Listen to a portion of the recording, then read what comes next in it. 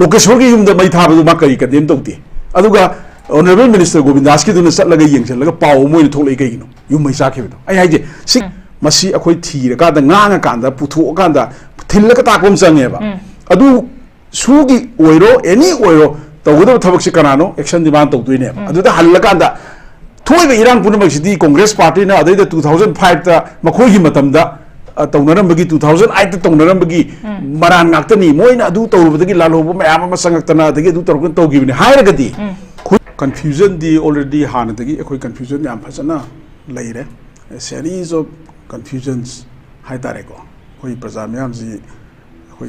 hojik leiriba conflict sigi awa gi mathakta koi mind ji su kai hai tare abnormal oisala bra ine khalle maram di aina thamjani gi si political leader ama responsible political leader ama oirgadi awa na tar pu matamda akoi miyam gi hai tare miyam punama gi asa je government amadi responsible minister sing adagi miyam gi lusing sing sida loi thamgadam ne adubu problem se hujik yamna hen worse oiraba haibadi aina mu samna remind to jarakanda ikayam sigre mayam ama displaced tawdana hujik sai sagi iramda relief camp da jangje pham pidana leiri adagi mi kayama mafam khangdana haitare including the recent akoigi Kamal Babu case leredana ko sigi mamangda around 30 gumbadi mangraga mafam khangdana su lei gai ko adugi changjel leiba awabagi sikari haina explain tawdo no khangde praja se aduki mati wadana leira kan sida akoigi leaders sing sina problems e phajana diagnose tawdribra mi bana kanda layeng baje akoi test mayam ama tawraga maji mangunda narsi kari leina no aduga kari hidak thagajagi si diagnose phajana tawrkanda khanggadam ne ado manipur gi leiriba conflict si karamba angle dagi kamaina haibanu khangde tongan ba yamna matik charaba yamna responsible oiraba idi daito yamna leiraba leaders sing sina ko chen chelaga ngak leira am hai tawbusina prajada yamna akibam ju phawle khoida maramdi akhoi si the future si karino tungda ngakpi setbiga ba madi problems gi solution purapada achoba daite lowgodoba leaders sing sina ngangi wasing si conflict si mi amaga conflict leina banate isana ngangjeri sida dum conflict leiba hatare conflicting narrative se adum leiba adun ami sagi si aina kitang ningsing jarabada yan hanbada horoko matamdadi high court ki judgment amadagi haibidi scheduled tribe status mitei gi asida high court na masida state government gi recommend to hom thokpa tawro haidana order am khak lakhibase madu magna ST salhanganu hayo habanate state government gi tawhom to recommendation tharo aina order ma lakhibase dagi adu dagi tawbani na amit sara yam ngalingi matam da high gre ko magi kano si mayamna loina tagra wafam ne adagi amuk khare hena sangsala kanda July gi parliament session aina ningjang bada July orangada mali aduda manipur violence illegal immigrants na thokhan ba adagi external force yauba adugumba potni na mana amuksu parliament adum masana haijagre adagi marak today the external affairs ministry na su masi mapan gi khut yawi external aggression gi mong ni haidna mana su media da dum thamura da mayam dum khangbiri ko aduga hujilai ba potsina sigi conflict sigi stage amna worse oira kanda masi ethnic violence oigani aduga masida terrorism amadi religion ga mari leina pot nati haidna irai lai thokna haitare ko magi leiriba conflict sigi magnitude sina adu wanga kan sida terrorism ga mari leina de haire pase simang na khodi am hard tawe manipur gi miyam da maruena maram di kai gino da terrorist activities a series of terrorist activities si tawrga lakhra ba hujiki nearly 20 months ki period sida haibidi angak ko phangna akiba yauna tawro pot ngaktani adu hujikdi kaidoge da ngasi ngarang khatada home minister le irai laidna mase ethnic violence ni haibidi community amga khatnabagi potni haidna magi ka haitare terrorism ki factor ama khaidokhi base basida khodi amna akibam lay aduna laiji ethnic line da kai gumba khara tawdora bra kaina khoda speculation amasu feel tawe akibam la ebo aduna laiba wafam di kaino haikanda ethnic violence oiragadi karigino central security force mayam ama companies ma'am अमा थाजल लगा हुजी Manipur the लेरी से इसम Chamba ethnic conflict है बजिती याम अतेन में मतम Khardah state की law and order control तौर कांदा अदु state government मिराई लेने लोशन की बंगातने याम ethnic conflict सिबोगा याम कोई ने कशु सत्ता दे कोई की मुस्लिम को मिलते हैं ममांग ने तो कि बा 1993 की दो असु कोई ने सत्ता बलाइते को अतः याम न काहे ना बार्बरिक ओइबा हुजिक चथेरिब सुमाइना थोक्तरिंगदा अदुम कंट्रोल तौके हाइतारे अदुना हुजिक लाइबा इथनिक वायलेंस की नेना हाइरकपसिदा अखोइना मु हंगनिंगिसिना इथनिक वायलेंस सिदा ड्रोन बॉम्बिंग गा तौसलाइसे ड्रोन बॉम्बिंग तौबा अदगी से मिसाइल अदुम हाइतारे को लोकल मेड ओइरगसो मिसाइल कापसनदना मी मकोकता पानदना मोइरांगदा तौखिबा को अदगिदी अदुम मयामना सोशल मीडिया दसु कसी उबिरिदुनी sophisticated weapons mayam ama pairiba ethnic violence ajidi chaituk watu pairaga akhoi masen yopak paira yanthana badu oidoi ba sengna magi meaning se akhoi na magi mode of violence se hujikti maman atang ba automatic rifles mayam ama weaponry mayam ama sizinaraga hujiki violence chathaiba aduna basi ethnic violence ne na kamaina interpret tawino aduga hujik था कुन सुजले था कुन जी की मनुंगदा सु conflicting version में हमसे मथंग मथंग अदुम P ममांगदा कोई न उग्रे कोई की आर्मी ऑफिसर सिंह को आई ममिंग लोइना डिटेल पंजर रो रिटायर्ड आर्मी ऑफिसर सिंह अदगी रिटायर्ड असम राइफल्स की ऑफिसर सिंह मखोई न पी की वर्सन में हमदसु ड्रोन बॉम्बिंग तविदु ड्रोन बॉम्बिंग नती का है को नदे मु एनआईए न मु एनआईए की रिपोर्ट न मदु तौखी मु हाइबा लाइव पोट से अदो कोई न मसीकी यामना हाइसिंग अबा खंग हैरबा पुनमक्से लोइना उरबा इंडियन आर्मी मसामना रिटायर नते सिबो आर्मी स्टाफ नबो हाइग्रीने अदुदी मदु होम मिनिस्ट्री नत्रगा डिफेंस मिनिस्ट्री की वर्सन नंबर पुथोरपने ने सोखोइना दum लौवे मरमदी आर्मी चीफ न पंगाइदा हाबि याबा नतेदना अदुरा लाइव प्रोसेस माने लाई अदगी बफर जोन गा खाइदोक्तना तौरिबा अदगी चथोक चसिनगी याद्रिबा अदगी displacement je duki matik sing dagi displacement mayam ama tam da hoidarak pa tam gi na sing da hoigatna maduda government force mayam sizinaraga tawkiba ngalinge da ko mafam duda sangaga akhoi gi leijeriba security na potu control to boi mahuta hana hongdo hongno ba man ba mawong am khak chathagi ba haitare mamangda sing dagi tam dagi sing da tawkiba haitare anu sigumba pot sida honorable home minister na irai laina ethnic violence amani in hairak city situation se worse tawakanda akhoi gi responsibility nate state government gi responsibility ni masi law and order na mari state ki subject oibani na state government na tawjagadaw ni kaina daita ji responsibility ji sien ba yana bagi tawrai bra number 1 da number 2 da masida ethnic line da karamba design ama puthoga ethnic line da solution thiba hora bra gaise masiju jingnenga oiba pot ani khak laiyeba ko aduna sida nate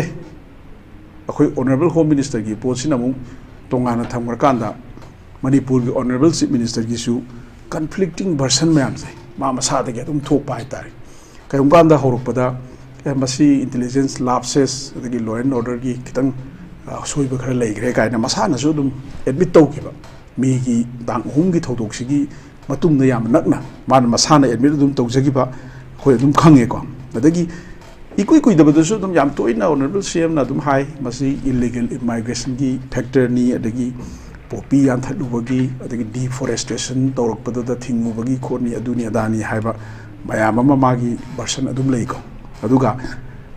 huji laiba home minister gi laiba magi version jiga state ki chief minister ji version jiga ani si yamna chawna contradictory oiba pot ba oi masiga loinana hujikti ke dogeda amu state government da state ki chief minister jina amuk thaina na bohonarapra intelligence ki source me amji mangonda laktre adu intelligence agency singna center da pausi manipulate toraga lana tamjalabra ga na mu hairak pase sida natana amu akhoi gi cyber crime gi control to base masi fail oi re ga na chief minister masamang na hairak pa adu mayam je akhoi na udoi di kaino da state ki chief minister se home ki in charge mane yes aduga state ki list da indian constitution da schedule 7 da yaujeri city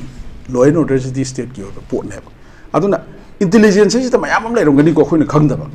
centre की लेरंगनी state government की लेरंगनी लोइना सुबचलकाद मधु पुनमक्तो लेरिबा सरकार बोर्डी centre and state सिगी लेरिबा home department अनी से सेंटर की होम स्टेट की होम सिगी मखादा लेबा ngaktane सिदा अखोई लेरिबा पोतुदा अदुम क्रिटिसाइज तौसलकादा आई इसागी सि सोइरे ना हाइदोइरा आई जी थबक फजना पांथोकपा ngamdre आई की होम डिपार्टमेंट से कंट्रोल तौबा ngamdre हाइबगी पोतला लाइबा पोसे अदुना सिगी पर्सन मैम से मणिपुर मैम मुख्य हेना होगिबा नोंनिनी सिदा लांगतकनबा एंजाइटी अमा पोहलेबा करी ओइरकपु यागे हाबगी अकीबा लई अदुना सिगुंबसिदी अखोइगी लीडरसिंग मरक्ता ममांगदा 24/7 यूनियन होम मिनिस्टर का चीफ मिनिस्टर का पाव फाउंडरी इरांगजी कंट्रोल तौननबा शांतिपूर्ण कन्न होनरी हायरमबनिको अदगी इवन तारीख फौ थारबमनी था तरुक लोइसननी अदु तौनी हायरमिदना हुजिगना मु कैदरकेदा मसी मतम कुइने संगिनी हेक्ट लोइसनबे याबा नते लिगेसी प्रॉब्लम नि गायना हायबसे थोकलेबको अदुना मणिपुर मियामदा अवाबगी मथक्ता लांगतकदबा अममु अखोइगी लीडर सिंगी मीडिया दा थमिबा मियामदा थमिबा वाफम सिंगसे कमिटमेंट यावदबा प्रॉब्लम सी मुन्ना खंगदबदी ओइरमोय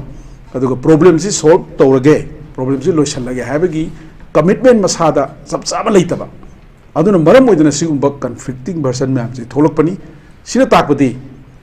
स्टेट की होम डिपार्टमेंट सिदी government state government chief minister नेबको अदुगा मदुदा अखोइना स्टेट की होम की पावर लेत्रे सेंटर ना पाइसन ग्रे हायरसु मदु कशु अकाइबा लेते मदु law and order ngakpadu state ngamdrega पाइग्रे कॉन्स्टिट्यूशनली याबा यादबगी नतबदा अदु तासु अमतने हाबो सेंटर द लेबल गवर्नमेंट जिगा स्टेट द लेबल गवर्नमेंट जिगा दी सेम पार्टी न सेम बा मिकु खुदिंगी पाव फाउनरिबा अदुगी जु मथक्ता यूनियन होम मिनिस्टर ना मणिपुर की चीफ मिनिस्टर से अखोइद कोऑपरेशन जाम पीरी माबु लोकथोखिरोय मा अदुम मा अखोइ थबक फजन तौरी सरकार का पाव अदुम फाउनरी हाइबगी वर्सन बौ लेग्रबने अदु यामना पाव 24/7 पाव फाउनबसिदा अदुम चावबा कन्फ्लिक्टिंग वर्सन मैम थोलकपसे मसी ख्वाइदगी लाइबक थीबनी हेना याहन मराम थमसे okay home minister chief minister से लौथोपी वाफम लेते हैं बस तो हजकी आज तक एजेंडा आज तक इंटरव्यू दसु हाकिबसु लेरबनी अदुगा हजकी लेरिबा 24/7 पाव फाउनरगा लेरिबा लीडर अनी सिगी मरक्तगी थोलकपा स्टेटमेंट सिनी हजकी यामना इमान मानदबगी मोंग द थोकलेबसे मसिना लीडर सिंगी मरक्ता सुगुंबा स्टेटमेंट थोलकपसिना प्रजामियाम दा तुगी मतिक जममनबा अमा फाहले कैदोंगै इरांग से लोइगदगी ना खल्लगा लेरिबा प्रजामियाम सिदा सुमना लीडर सिंगसिना अमु स्टेटमेंट मानदना थोलकपसिना अखोगी जममनबा इरांग से लुशिनबा ngamaroidara habagi wahang praja miyam gi thamoida faroktabadi nate aba wafam duni ayam nungaijai matak oja ngasi se koi gi MP sisina silaga koi gi president luchinga ga haitare koi gi rasbhavan da changa governor unara kanda koi memorandum pisan bagi pawso koi thengna jare hariba memorandum da koi point khara yawba koi gi hariba point sing da koi gi khara panjaraba da koi gi internally displaced persons sing sina masa masa gi mayum da hanjalan baduga था तरापन हेलाबा अखोगी ongoing crisis असिगी solution से अदुगी मतिक थुना पुबिरा आकांदा अखोगी normalcy यामना थुना हंजलदबगी दमकता immediate action लोखट PU थबक तबियु हाबा canoe points फावो यारे मतांग सलाक्सनि बुजो अखोगी हौजिकी अखोगी Laiba अखोगी crisis इसकी मतांग अखोगी centre अमदि state leader सिंगसदगी थोकलेबा statement सिंगसे हौजिक से timing से अदुगी मतिक चादबा टाइमिंग अमदि ओइदोइनी हादि हौबदगी हौनंगसि फावदा थोकलेजे स्टेटमेंट से अदुगी मतिक मानदबा हाइतारे तोंगान तोंगान स्टेटमेंट मैम थोलकपसिना प्रजादा मादसु हाइजागरे चममनबदि दम फावरिबनी हौजिकी लेरिबा सिचुएशन असिदा हाबे तारे मखोइगी ओइबा स्टेट अबदि सेंटर लेंगा की लीडर सिंगसिना चफ मानबा स्टेटमेंट अमा पिफम थोक्तबरा हाबे वाफमसिना ओजा कमाय थमिनी आई मसिगी कनुस लाक्त्रिङेदा सुम ममांगदा अखोइना खनगिबदुदा खितंग आई कन तौजगेको अखोइजे पॉलिटिकल पार्टी अमगी रेस्पोंसिबिलिटी को मलेबाक मियामना दुम खंगबिरे पॉलिटिकल पार्टी अमा हाइबसे पब्लिक ओपिनियन जेनरेट तब मथौ ताई अदुगी पब्लिक ओपिनियन जेनरेट तब हाइबसे सिदा अखोइना ओपोजिशन की मेनली ओपोजिशन की मथौ दी रूलिंग पार्टी सिना तौरिबा थबक मयाम सिदा कदाइदा करी होल लेगे असोइबे लेगे मदु पुथो कांदा मदुगी पोतु रूलिंग ना मुन्ना तार कांदा सुमथोरागा लेबाक मयाम की अफबो ओइमिना दुइने all political parties are good प्रजा की वेलफेयर की लेबा गाक्तने पॉलिटिकल पार्टी अमतना फत्तब प्रजा के अगेंस्ट थबक तौबदी कशु तौरमोयने खालीको होय बागी पॉलिसी प्रोग्राम मतम की स्ट्रेटेजी दा सोइगिबे लांगिबदी लेनमसु याय अदु अखोइना आई ngसाइगी तामो तोमसागी वाफमदुदा आइना कितंग सप्लीमेंट तौनिबा हायतारे आई येतपदी नसदे कांग्रेस पार्टी ना नत्रगा बीजेपी ना पार्टी हुनबगी पोट से hunaba aina lobi baya de bisida maram di kaino da leba ki issue ji amna serious oira kanda ruling party sina huji main responsibility di huji pale ba sarkar asine ba congress na opposition amo ina natraga india boruna sangjal laga tawba yada ba mayam am leiri ba ruling party na di taw ga da wa tare madu da khoina karai da soide habagi feedback se congress party na pibam thu eba madu bjp hunbani natraga political mileage lobagi ni haina khoi ilai lai na dam light uni hada prajana lan ga dong mong da khoi haiba ya de ba ko samna haibada ngarang akhoi gi mpcc gi honorable president na thuiba statement se cm n biren 𝗦𝗛𝗥𝗔𝗠 mase contradictory statement pire haina to se mase political blame natte haba laiba si praja miyam na suning ba pot ni aduga akhoi khangmin ba ma sange habni da madu ge contradictory statement du na laiba ke sason da amadi miyam bu lan mislead tor ganda sat khibya ba pot lai aduna masi puthok pa haba sidi as a main opposition party congress party gi tawum thok ma thau ne si political blame natte ba koina BJP da hullaga nganga congress na vote phangna ba taw nate hojik su vote ki matam nate ko adugi su mathakta sigi thabak se congress ki president amoina state ki president amoina magi tawum thokpa tawda da mathau ne ko si political keron blame nate blame hai bisi adum tawni ruling opposition ga ani blame tawna na ruling na taw thabak opposition ne yes yes chatpe ate opposition ne taw thabak su heda punbe ate masi punamak se phana na ba laiba ki policy program se pa phana ba taw ngak ta ne aduna congress na ngam khodi mak bjp bu phatana ba natraga bjp bu hullaga ngam nate mana ruling party oibani na mana responsibility achaw ma pairi ba hailari ba khodi mak sigi hujik ozana haibi ba stop fighting immediately ko masi am daga hujik baruina control to wedi mai sai jidalo muthat ba mathau tai haiba sai sigi pot sidi kanana to gede de ruling party to duine ba ruling party hai je bjp government ne ba center de india sidis da bjp government lai redna aduna makhoi da ngam khudi mak se political blame to bani khudung sa lo na bani haina akhoi ne interpret to gadi praja myam na khoi bulan lo gi ne ba ko sima ai sengtuk sege ani subada aina haining ba se outside the parliament su ya mathau tai parliament manung dan hena mathau tai natra sigi da maktadi aina aigi as far as my knowledge is concerned india gi tongan ba member of parliament hoigi opposition gi haitare ko india block ki mayam na masi puthoga untang discussion to kanda matam kai thoga to na bane adjournment motion bu thangatana manipur gi issue je ung da khanaji haiba je khana bagi tanza je sumbi bi da bane ngasi bu da manipur violence da asok apan nangi ba barbaric or ba tragic incident mayam je karam ba ruling party gi mp na condemn to bu yaw khage ba adugo ruling party gi maikai da gi makhoi ni mifam ma phamaga moi gi oiba bjp gi executive oigera executive board oigera ko khana ra ka da masigi oiba kaino ma puthu khab lai khrabra ba only home minister na ngangak pa prime minister ngangak pa ngai ra ka da madu de ek tawni na leibra democracy chat pa leibang ni democracy ni grassroots level da leiriba bjp gi su congress gi su any political party gi su mayam am leirang ni makhoi gi voice ama natra madu na makhoi gi party level da ju khana ra ga tawba ya have ni ko adu sigi posida aina aigi wakhan da di hujo da parliament session jida kak thilaga da ung khana si have je khana bagi matam se huji bo phangdana huji loidore tai kunda parliament session loisan garne ko natra aduna sigi je same thing state assembly da ju thokre state assembly da congress ki lejari be mla mari manga duna ongtang khana si atai do loi to o bill nung mayam do noi pass to go khok do noi na dum to do lere ko di minority ni aduna khana si ha ba da yaman da bagi bauda issue thokibne ko sanjan session kya sukre ji aduna sigum ba di akoina yam kanna ruling party si da akoina haiba mathau tai ba congress na hai da ju ai cs om na hai ju ai public na hai ju ai any body even hai ju ai adu hai ba se political blame natte congress na hai ga na political blame ne hai ba se khoi to ning de adu ga cs om na law ga na heta ya ba natte ba se as a whole manipur gi praja moina india gi citizen moina si lawbom thok ngak te ne na ai admai thamsage de ama tamotom sana pibi ba suggestion je ai am appreciate tawi hujing lei ba zero hour da putho kan da conflicting statement nga simak akoina stage da table da khanari ba topic se zero hour da putho kan da khoi gi mp amana natraga any congress ki mp nu putho ga madu wang hang ba ya he ba this is a very good suggestion ai matam su leiri ai masi accept tor ka da ina hek sigi discussion loi ba ga party gi leader sing da khodak tai information tawjage sigi da mata yam thaga chari aduna akhoi ji huji lakadoi si ai ngasai anchor na hangbi gi banga sigi mpcc gi haitare ko si da ai kitang tetak na matam lojage akhoi gi issue si yadabadagi manipur da law khongwa mayam ma tawsu कानद्रे मनपुर मैम लाउब याब लाउरे सही चाप ma'am चारे soap यावरे तौखिब ma'am से अखोई उरेदनको दिल्ली द इंडिया ब्लॉक ना यौरकांदा प्लेटफॉर्म अमा लौरकांदा तोंगान तोंगान इंडिया की स्टेट मैम दगी तोंगान तोंगान पार्टी की एमपी मैम ना मनपुर की इशूज की मतंगदा ngang मैम अमा ताग्रे हंदक हौखिबा नुमि खरनी की ममांगदा अदुना सीसु अखोइना कंस्ट्रक्टिव ओइना अमदी अखोइना अखोइगी यामना ऑप्टिमिस्टिक ओइना यंगबम थोयाबा सीना मरम ओइदना नेशनल इशू अमा ओइना सागलकपदा इन कांग्रेस नत्र इंडिया बो लोइ तवे हाबनते मसिदा अचौबा कानबा अमा लैखिबको अदुना हुजिकसे एआईसीसी ना आईडी एआईसीसी दा यामना ngasi je appreciate tawningi makhoi dagi CM lai state MPCC da laibasi je not only MPCC India da laiba state mayam union territory mayam sigi PCC sing da loina se thaiba parliament session lairinga sida ngasi gi numit sida nangi raj bhavan da satlaga nangi governor du da masi pressure pi soina all India gi unit to thabak ne manipur khakta gi nate aduna sidai sida assam da ga yam kanna tawdana assam gi keno ma si ngasi se assam gi akhoi congress ki worker ma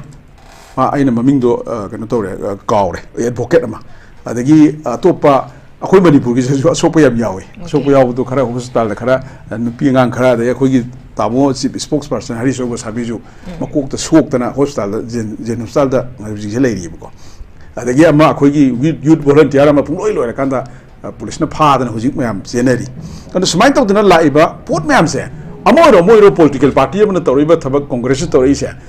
AICC na ka khangbi da manipur gi issue bu manipur khakta da haiba na tabda india gi state mayam da union territory mayam da noi governor da loi hayo duga masigi normal si prok na tausi gai je national issue amoina wider perspective ta sagal akanda masigi leader mayam je khangan na bo honarak pase masima aigi maikai dagi as a spokesperson ma natana hai tare ko ai masi appreciate tawningi atopa karamba political party na masi yauna taubusu yaubiramgani ko adubu congress torpasi congress is one of the yamna powerful party amoina masi yamna effective oiba pot amane ne lowi adugu hujik chathari ba parliament session da su madu kitang impact ama laigani prajana mapanda aware oiba su mathau tai aduga parliament da lawra kanda madu thabak onthokna bo hona batu su akhoi gi mp singi achauba responsibility ne na ai admaina ngasigi taugiba posima thamjage ngasigi satpa yadra kanda satpa yadaba lo and order ki keri phibam le kanda police ki kitang mukna ba thoba matungda manipur gi governor da akhoi sapham thobodo satlasi haidana mioi 15 leader 15 tor kana satle khudok ta memorandum ama piraga ko memorandum do ngasai su anchor na pan bigre maruina internally displaced persons sing siki magi original home sing da respective localities sing da immediately hanjana ba khona biu haban masida lo yawre manungda maram the internal displaced persons sing sina my locality da han ba haban sida everything solution du sida loi leire more de lakbo na more da han ba haban se heti rai lai le thamu ba abna ti madu da negotiation mayam ama peace ki process mayam yawri ko aduna loi samjala kanda adugi potu ma yawi mathangda akoi gi movement ya halo haibani koi movement ya halo ji ngai kaino hujita su pan bigi dune praja to kro honorable chief minister na senapati da satlaga ngasi function nam to budu ngarangi press note ma to ga thingi ni dana satpa yaroi magi by criminal kaino mana kaina ko wai tei kaino mana ka akoi ji amna feel to wi ngai ti ba laiba amagi chief minister haiba si BJP ki chief minister na ti ba India ki chief minister na te ba manipur miyam ki ne ba congress yaujari ba ai gi su oza gi su tamu su lo yauri dana ko aduna sigumba laiba ki chief minister da namu su to gre lengmai ki festival da mu kotu na satpa yani yaroi ka hair ga trespassing da wi ga na haiba akhoi na pami ji siderja government amal leiragadi sarkar sina masigumba macha hai tare ko thoklai ba nganga iba saklai iba thabak oidon thorei ba terrorist activities jing se terrorist activity ne low tare ko mi uthi na tamthina haliba kholi mayam se masida matam action do lokhot piyo ngang ba ya da anti social wa makak nang ko do adu do organization du da nang na tawri se ngang se anti social oibe ne mi anta su phawo mo gi aduga sarkari level da ki masi anti social oiba unlawful oiba organization ne lathok pa kai ge sidai sida ka sunata da ai sibasu sum panje ge ko mayam di spontaneous movement nam la kanda praja se confusion na thal kanda di ke do ge ai gi MLA da hai ba ta ma ne na Sumjan na mai magi manak nak pe MLA da honoru balaitana thola ga yum mai tha boga to khala ine ba BJP khatai na te congress ki ju honorable MLA lokeshwar ki ju tum ga mai sa ine ba ko cd spontaneous oi ba miyam gi oi ba iho ma la kanda sangi ba po ne ba adu hujik ti amam phagal ga mi jing do version na masat khre ba political mileage lo na ba amadi political attack ni gan lo re ba ko adu kai no da Sangchali ba miyam da congress vote thada ba congress ki mi yarong ani BJP ki ju mayam yarong ani atoba party ki ju miyam yarong ani ba adu interpretation da government na lan na tor kanda sidi political ge pot ni ga hai sidi pot ase politicalize to na ba issue ase lan na una na ba hona ba di government ge side gi to thor ba thabak nu ut le ha ba ni da kai gi no ba da ge mu mayam se condemn to the minister to otna lokeshwar gi yum da mai tha ba ma kai condemn to ti aduga honorable minister 𝗦𝗛𝗥𝗏𝗧 𝗧 du na sat laga yeng laga paw moi ni thok lai kai no yum mai sa khebe do ai hai je sigi bias labor se as the chief minister of a state masidi yamna lan ba justice yaw da ba pot na ba mana citizen amo ni ugadam ne ba MLA lokeshwar du ma di congress ki ni ma gi ai condemn to roi adu di ma gi di BJP na loi thara ba ba o ja hai de ba MLA lokeshwar gi yum da bai thai je BJP me am tha ba ne na ai hai roi ba congress tu hai gi ba lai te ba pasa me am spontaneous way kan da taina bam khang dra kan da mai mai gi anak putu da lamak pa ma san ta dra aduna politicalize to ba ma di political blame game sanar pa gi pot si di hujik lai ba ruling party sina tong thorok pa thabak na madu dei lakhi ba pot ne ba aduna akhoi congress te am blame to ba kan te su gi ju thambi kre su ji hanjan hanjan na khana da na mayam am platform mayam da hai kre anyway loi samjal la kan da 2014 da Narendra Modi gi government lak pa da gi na sahi guding gi extend to sum chatli ba su ji फरेबा any ngangnariba topic myam sida akhoi loi samjal lakanda adudi sidi kai gumba asoi ba khara yawrena ground rules ngak trena ibu bigi matam dadi sengna hayro do krum ibu bigi sei trang mai matam dadi ground rule ngak ti habiga so issue dem to thokhe su leitena macha di thokte habidi ati macha thoki laloba kuki terrorist singjina pesa khai bagi kari gi ama crime macha to budi towi handa ki subaina asuk chauna thokpo sidi adugi potu leite adagi sugi da sugi clause number 1 da tamoi ne khangbi re integrity of manipur nga ka dabni haibasi yaw le rabne la lo mayam si ki hoi su do amagi matam da tobo bi ai amagi matam da tobo ai adu man intentionally tobo di am to ro adu gi wafam du di khana raga discussion da puthok gi thoina aina kana dre en khali ko hujik le ri ba pot sida su da yaw ri ba integrity si yaw draga di akhoi wari sani masi lothok draga di haibasi kanu gi demand ne terrorist organization sing du gi demand ne sugi agreement yaw besing tu ki adugi matung da kari haina kari status thamgrge huji su adum yawri bara wali dum sagre makha chathagre extend of the hai si manung do lot na tawri bara article 3555 so dum tawidna si changam da yawdna chana yam hai adai honorable CM da so dum kaino da satlaga governor da satlaga aingo da sakti pibi odum hai tawri besing se aduna live wafam di kaino hai bada akhoi ne kup ni yengdui di hujik lai riba paliba sarkar asina kadai da kari sum thokpa yage ha se masi akhoi thira ka da nga kan da putho kan da thil ka ta kom change ba adu sugi oiro any oiro tawudo thabak si kanano action demand to duine adu da hal kan da thoi ba irang punam sidi congress party na adai da 2005 ta makhoi gi matam da tawnaram bagi 2008 ta tawnaram bagi maran ngaktani moina adu tawrubadagi laloba mayam ma sangaktana adagi adu torkun tawgi bini hairagadi hujik lairiba issue je thengna bangam dadana divert tawakanda praja me mislead tawakanda manipur je kai kharaga su congress na matam da adu tormgi ada tormgi haiba yaro hujik lairiba issue ji loisana ba haibisina akhoi gi top priority de si BJP gi oigera congress ki oigera any political party oigera miyam oigera adu tadi akhoi na lakadoi se ngasi fail oiba myam se akhoi ningsang ma thok tai ba tai gi ro ngasi BJP gi minister anina ay mo hanjal le ko mang na so am hagre ko BJP gi minister ani yaw na ngasi separate administration tale integrity of manipur ngakani na hair ga soi tawgiba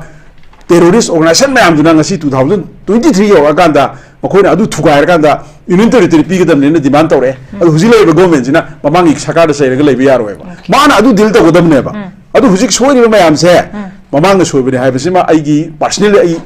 yade party ki oinu su yade masi to biganu leiba ke sumo thok ta ga state legislative assembly da puthoga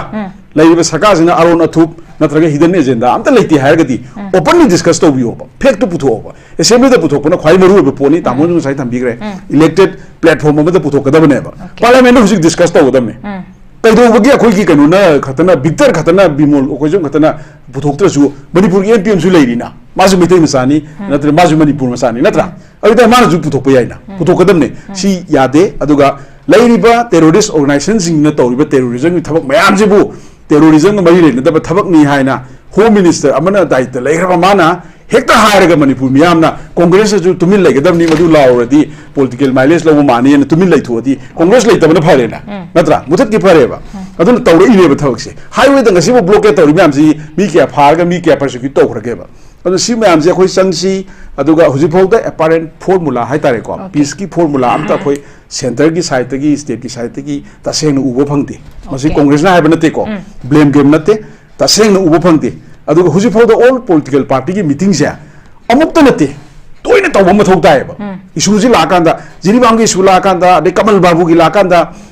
ꯂꯩꯔꯤꯕ ꯏꯁꯨ ꯃꯌꯥꯝꯁꯤꯗꯅꯦ ꯁꯠ political ꯄꯥꯔꯇꯤꯁꯤꯡꯁꯦ ꯀꯩꯗꯧꯕꯒꯤ difference ꯂꯩꯗꯣꯏꯅꯣꯕ ꯀꯧꯒꯗꯣꯏꯁꯤ ꯀꯅꯥꯅꯣꯕ ꯃꯅꯤꯄꯨꯔꯒꯤ chief ꯃꯤꯅꯤꯁꯇꯔꯅ ꯀꯧꯒꯗꯕꯅꯦꯕ ꯁꯤ ꯏꯕꯣꯕꯤꯅ ꯀꯧꯕ ꯌꯥꯔꯣꯏꯕ all political party ꯃꯤꯇꯤꯡꯁꯦ ꯀꯧꯒꯗꯕꯅꯦ ꯃꯃꯥꯡꯗ ꯀꯩꯅꯣ ꯃꯥꯡꯈꯤꯕꯒꯤꯗ ꯊꯧꯕꯥꯜꯂꯣꯝꯗꯒꯤ ꯃꯤ ꯑꯅꯤ ꯃꯥꯡꯈꯤꯕ ꯃꯇꯝꯗ ꯆꯤꯞ ꯃꯤꯅꯤꯁꯇꯔꯅ ꯀꯧꯏꯅ ꯀꯧꯀꯥꯟꯗ NPCC ꯄ꯭ꯔꯁꯤꯗꯦꯟꯠꯒ CLP ꯂꯤꯗꯔꯒ ꯂꯥꯛꯑꯒ ꯐꯝꯃꯒ ꯋꯥꯔꯤ ꯁꯥꯟꯅꯈꯤ